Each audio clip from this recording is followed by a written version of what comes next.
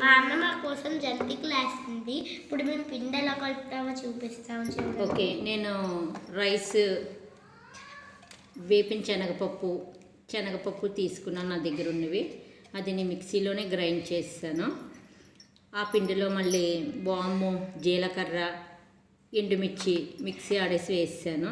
మరి కొంచెం వేడి వాటర్తో నేను ఇది వెట్ట గ్రైండర్లో వేసేసి నేను ఇలాగ నేను కలిపేశాను. మళ్ళీ ఒకసారి మీకు చూపిస్తాను. అందులో కొంచెం ఆయిల్ కూడా వేసాను. కాకపోతే మరి మనం మిక్సీలో గ్రైండ్ చేసాం కనుక కొంచెం గట్టిగా వస్తాయి. అయినా పర్వాలేదు, తినడానికి రుచికరంగానే ఉంటాయి. అదే మిల్లులో ఆడించే ఫ్లోర్ అనుకోండి కొంచెం మెత్తగా ఉంటుంది.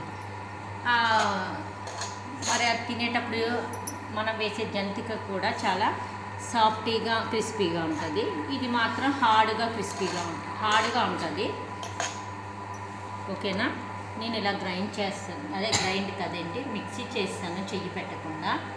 ఇదైతే నీట్గా మనకి మిక్స్ చేస్తుంది కదా, చూడండి. ఓకే, నేను మళ్ళీ ఎలాగ జంతికలు వేయాలో చూపిస్తాను.